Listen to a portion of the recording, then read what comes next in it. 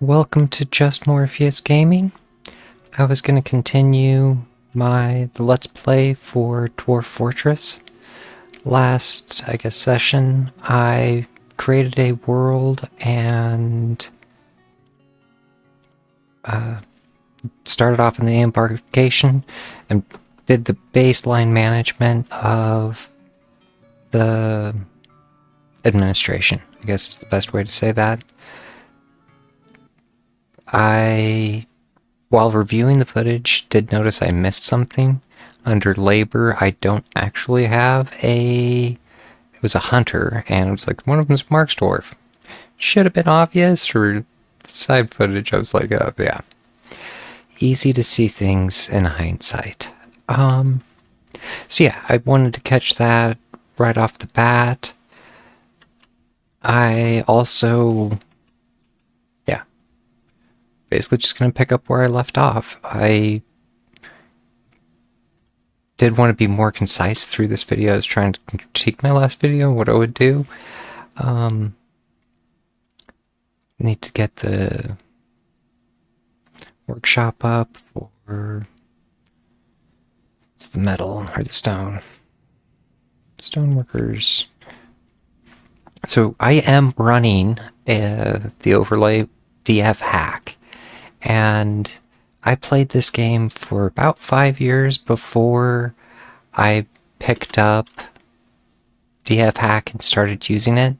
There isn't, in some ways, a lot that it does. It's entirely quality of life. The development of this game is interesting, and I'm happy to fill some of the time with explanations. The intricacy of this game is so deep.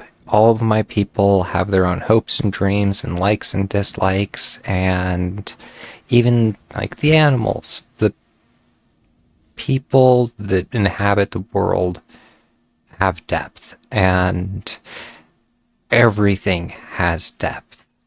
In some ways, it's like, well, it works how you think it would work. They tried to model it in some ways around reality, I guess. I was thinking earlier about how like the weaver works and the idea of just weaving thread to make cloth. In the end, there are a bunch of industries you'll have to support. At this point, I'm just going to add a new task for make rock blocks. This piece of rock stone I can split into multiple pieces and get 4 building blocks out of it. I am going to set up the initial stockpile that I basically always do, and it's the all pile. All, but basically refuse, I should say, because there's a way you can say all. And kind of, I will wheedle it down over time. And I do name my stockpiles, but this one I'm just going to leave this as like stockpile number 1. And why am I not... Enter? Just click off of it. It still says it's, yeah. So at this point, my people will start breaking that down. I also need to keep the mining going. So I will probably transition this to a wood farm. I'm glad to see all this dead wood and driftwood out here. I do need to gather wood. So with that being said, I am going to come down to...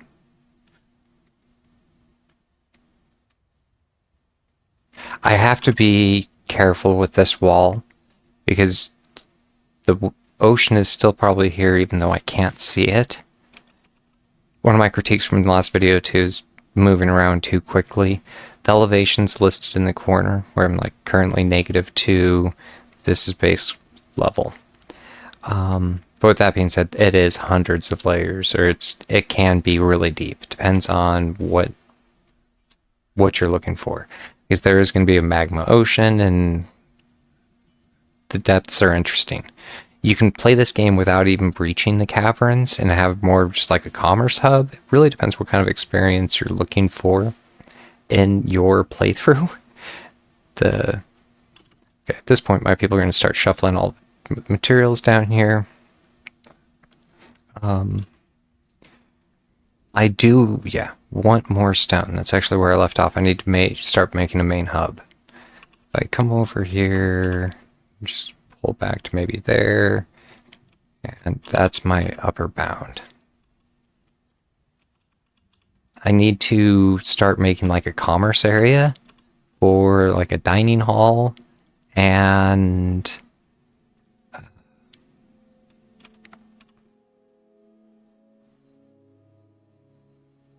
yeah, sorry, for a dining hall to start with. I'll need bedrooms as well. At this point, my miners will pick that up. So yeah, I need to set up pastures would probably be the next step. This game relies heavily around making zones. I would like a pasture pen for all my animals that's for no better reason, just right here. Just one moment.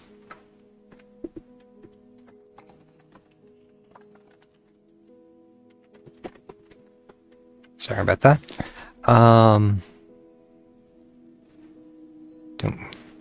Setting up stockpile or zones. Pasture, except at this point I actually need to assign all my animals here. I'm going to assign all but basically my kitties. They're not necessarily going to all like to be pastured together, but at least it'll be a starting point. And it keeps them from going down into the main area. So at this point, my people are going to hang out at the wagon when they have nothing better to do, and that is definitely not ideal either. How is my digging going here? I was hoping to get some more stone as I come through here. My miners aren't that great at their jobs, so it's not like every piece they mine they're going to get stone for, and then I guess that was metal. So at this point, I'm going to start setting up more of a non-commerce area. I'm going to set up a stone area.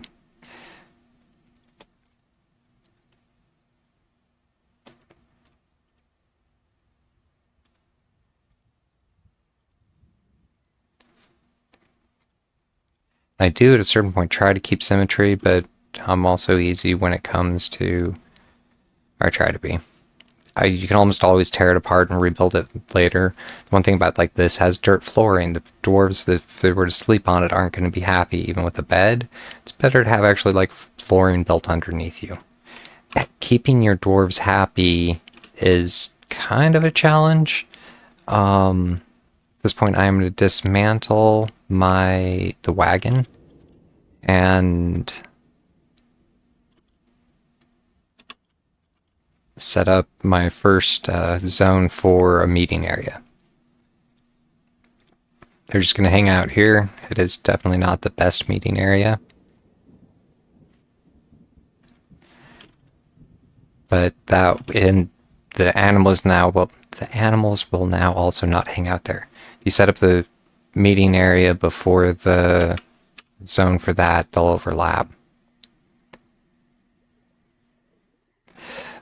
What I was getting at with setting up an area for specifically like my stoneworks, separating out my bricks that need to be processed and my bricks that can be stacked into barrels and boxes, is I guess the next step for it. Going back to the game has a lot of depth, but trying not to starve in the first little chunk is critical. This game has a fairly steep learning curve. So at this point, I need to make a couple more blocks.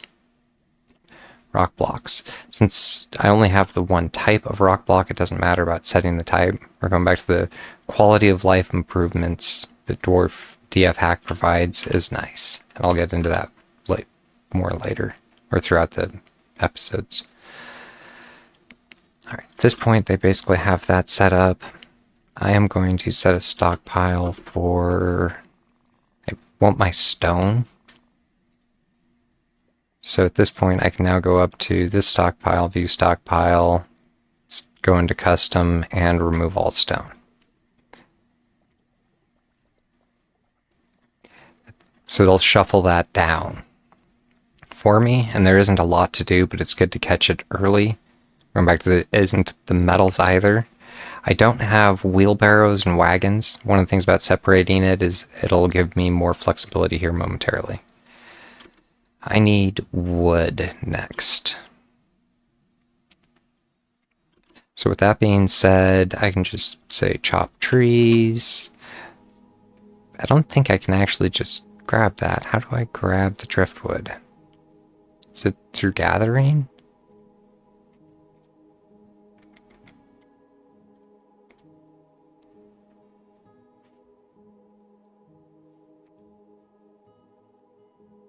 I thought you could gather it. So one thing that's worth mentioning about, I'm going to chop a tree. If I were to chop this tree, it is a little hard to see with the stockpile there, but these roots mean that there's a tree above it. So if I were to chop this tree, it would be safe, but this tree would create a hole in the ground. Because underneath this tree, there's no support. So at this point, I'm going to cut one where I know there is ground underneath it, so I don't have to worry about, I guess, covering it back up to protect my little quote-unquote den. The idea of building like a dwarven stronghold or fortress, you do in a way need to be able to protect yourself. I'm really interested in what they did with the siege updates. I'm glad to see those gems. Where did I get those gems? Almost had to be through there. Yeah. So one of the things that they can actually do is smart mine. Something I really don't do that often. It's probably over here. Auto mine. So if I say auto mine that, they'll, if the continues the vein, they'll just mine it forever. Depending on how deep the vein is, it can have your people mine forever, but no, it's just one more gem. Having the ability to trade for commerce at the very beginning when the first caravan comes through is really nice. So one of the priorities that I have to start with is to get those gems processed, and any gems that I can get processed or revenue I can increase, the better. As far as build materials, the bricks are easy to move and almost infinite. The wood is going to be more of a rare resource, and it depends what you want to do with it. If I just keep harvesting all the trees, the more I harvest the trees, the more I anger the animals around me until eventually they basically become hostile. You could then either deal with hostile environment, or and at a certain point there, the environment's going to be hostile anyways. There will be random things coming through that want to kill you. There's leaving my animals up here is not a good idea. So, and I got the platinum nuggets. I didn't realize, I guess stone grabbed the metal ores too. It just grabbed all ores. At one point, I'm sure I knew that. With that being said, workshops. I need to get the stoneworker moved down into here, was my plan. And now I can actually say use a shale block. So when I dismantle this one,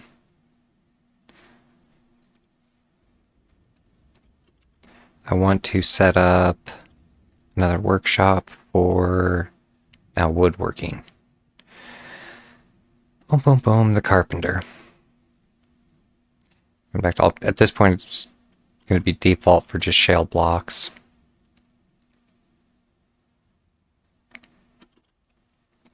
And I'm going to also build, it was the workshop for gem cutting. Jeweler. So I will also, at this point, I'm almost at 15 minutes, so or I am basically there. I don't want to have these things be like hour-long episodes.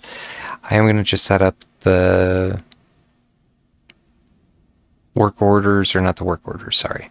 I haven't quite gotten to automation or even building the people their homes or workstations. I was going to set up for labor. I want there's not a default here, so I'm going to add a work detail. I want a custom detail for gem cutting. If my gem cutters, so I can have a jeweler that does both gem cutting and gem setting.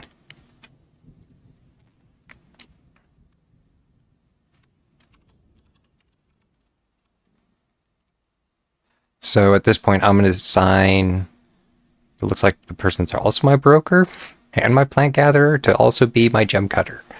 But that way, all of the experience for learning how to cut gems, the more he does it, the better he'll get. And quality in this game matters significantly.